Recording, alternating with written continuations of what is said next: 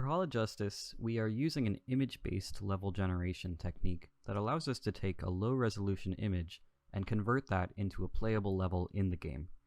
For this approach, we have a document that describes exactly how it works, but I wanted to use a video to just show you the process of creating one of these images, plugging it into the Unity project, and then seeing that level play out in-game.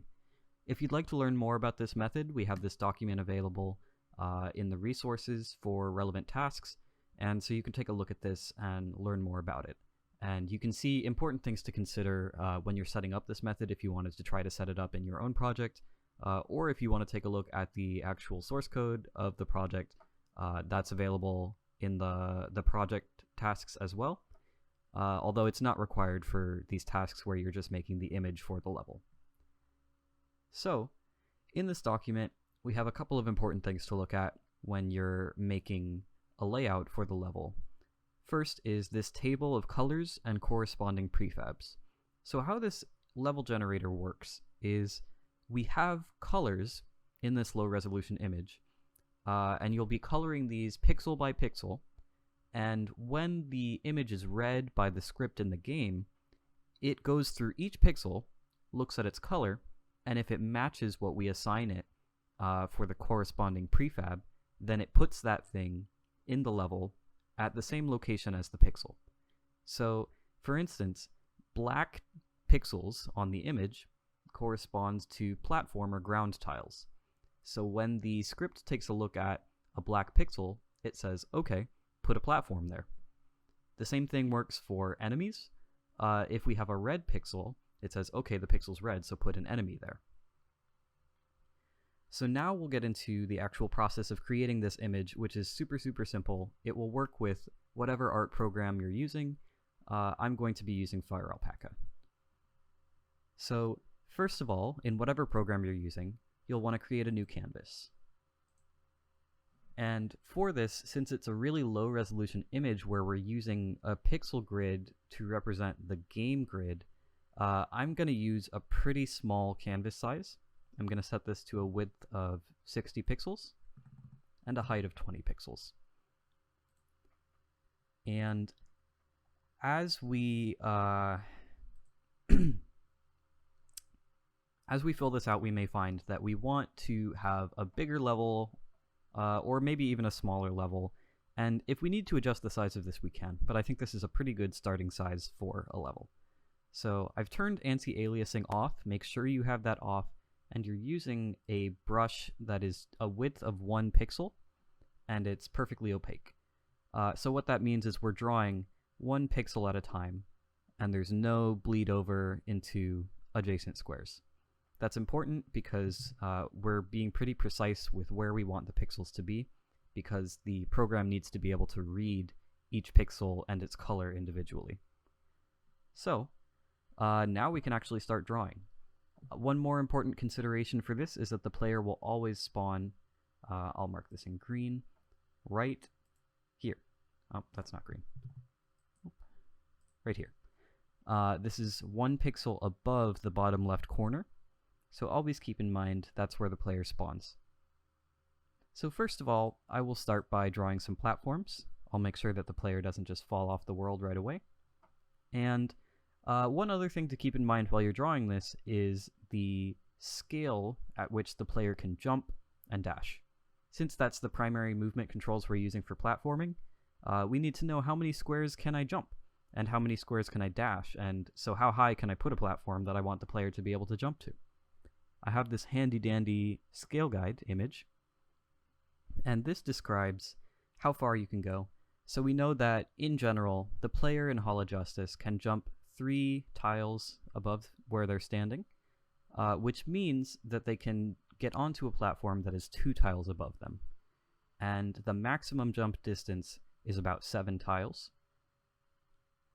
And if you dash during the jump, you can move an extra 2 tiles further than that.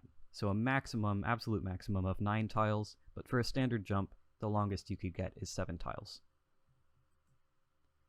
So, with that in mind, let's make a platform that I want the player to be able to jump to.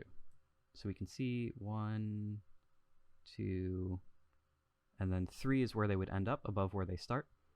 So they should be able to get to this. And we'll see when we test that out.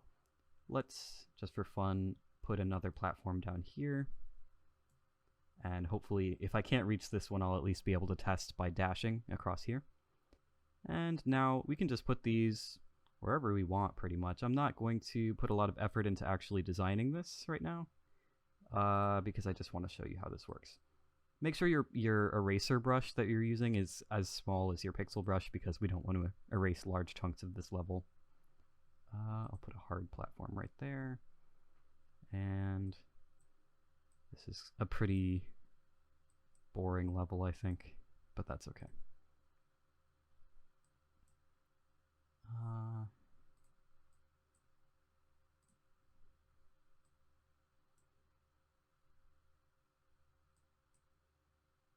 Okay, so I put a bunch of nonsense over here. And now let's put some enemies. So I'm just using the color picker here to determine what colors they are, but it's actually better if we directly put the hexadecimal value in. So the hexadecimal is a value that will give you exactly what color you're using, and that's important for this because it needs to have the exact same color value as what we've determined in this table here. So let me actually go in here and paste this value, and now that will give me exactly the color I need. So that's one thing to really keep in mind when you're making these layouts, is that if you are off by even a little bit with the color, it won't read properly. So you need to make sure you're using the exact same color, the exact hexadecimal value. So let's put an enemy here, and here, and here for fun, over here, and here. And so this is my level. It didn't wind up being that long, but that's okay. So I'm going to save this as a PNG. And one more thing to note is you want to make sure you're working with a canvas that does not have an opaque background. The background needs to be transparent, so you don't want like a white background. And you need to export this as a PNG because that will preserve the transparency. So I'm going to name this level map example, save this as a transparent PNG, and now I have that saved. So that's all you'll need to do for these tasks where you're making a level layout, but I want to show you what actually happens when this is read by the game. So I have open here the Hala Justice project, and again, you can download this for yourself if you'd like. It's in the project resources, but I'm going to import my level map sprite. So I'll just drag that in. And I want to make sure that I have the right sprite import settings here. So for these maps, I'm going to go default. And I want to make sure I have enabled read/write. And that will allow the level generator script to access the pixel data, which it needs to define the colors. I'm going to set this to no filter and no compression. And I'll hit apply. And now I'm going to click on the level generator object, which this scene already has set up, and I will choose the level map that I just added, level map example. And I believe if I hit play,